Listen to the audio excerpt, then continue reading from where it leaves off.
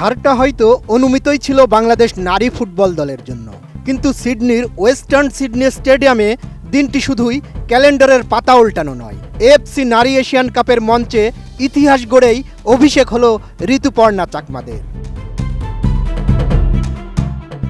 1980 সালে পুরুষ দল এশিয়ান কাপের চূড়ান্ত পর্বে খেলার ৪৫ বছর পর এবার মেয়েদের হাত ধরে এশিয়ার শীর্ষ মঞ্চে বাংলাদেশ। সেই রোমাঞ্চেই উজ্জীবিত হয়ে ৯০ মিনিট দুর্দান্ত খেলেছে মেয়েরা, যদিও ম্যাচ শেষে স্কোর লাইন ছিল চীন ২-০ বাংলাদেশ। প্রতিপক্ষ চীন শুধু ধারে ভারেই এগিয়ে নয়, এজন্য ছিল ডেভিড ও গলিয়াথের লড়াই। যে চীন এশিয়ান কাপে সর্বোচ্চ ৯ বারের চ্যাম্পিয়ন এবং টুর্নামেন্টে ৫১ বছরের ইতিহাসে কখনোই সেরা চারের বাইরে যায়নি, তাদের বিপক্ষেই খেলেছেন মারিয়া মান্দারা।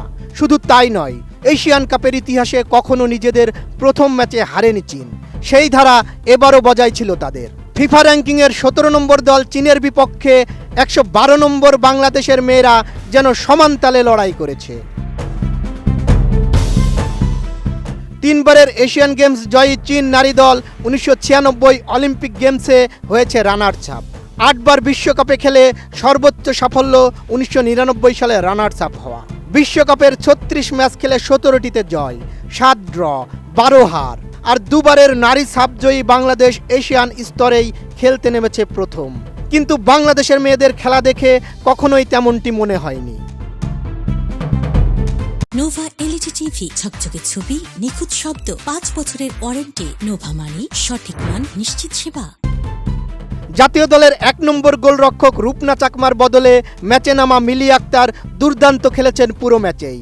যদিও কোনো ইনজুরি নয়, উচ্চতার জন্যই কোচ পিটার বাটলার মিলিকে একাদশে বেছে নিয়েছেন। কোচের আস্থার দারুণ প্রতিদানও দিয়েছেন তিনি। ম্যাচে বাংলাদেশের আসলে হারানোর কিছু ছিল না। ৪৪ মিনিট পর্যন্ত যেভাবে চীনকে আটকে রেখেছিল, তাতে কে বলবে এই দল প্রথমবার এশিয়ার মঞ্চে খেলছে। টেলিভিশনের পর্দায় বারবার দেখাচ্ছিল চীনের কোচ অ্যান্থনি মিলিচিচের বিষণ্ণ চেহারা। অবশেষে তাকে স্বস্তি দেন ওয়াং সুয়াং।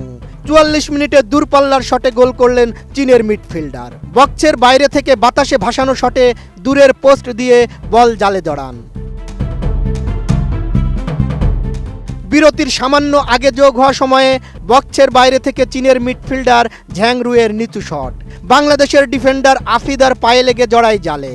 বলা যায় ৩ মিনিটের ছোটখাটো টর্নেডোয় ২-০ গোলে এগিয়ে যায় চীন। অথচ ম্যাচের ১৪ মিনিটে এগিয়ে যেতে পারত বাংলাদেশই। দুর্ভাগ্য ঋতুপর্ণার।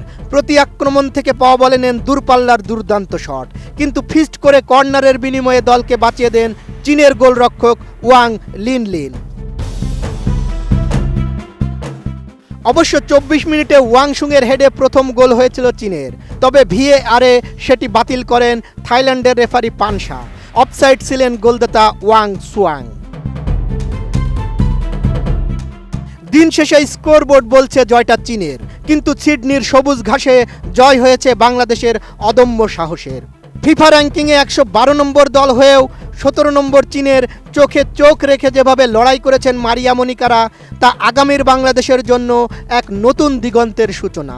প্রথমবার এশিয়ার সর্বোচ্চ মঞ্চে খেলতে নেমে হারলেও ঋতুপর্ণা মনিকারা প্রমাণ করেছেন উপমহাদেশের সীমানা ছাড়িয়ে বিশ্বমঞ্চে বুক চিতিয়ে লড়াই করার সামর্থ্য এখন বাংলাদেশের আছে।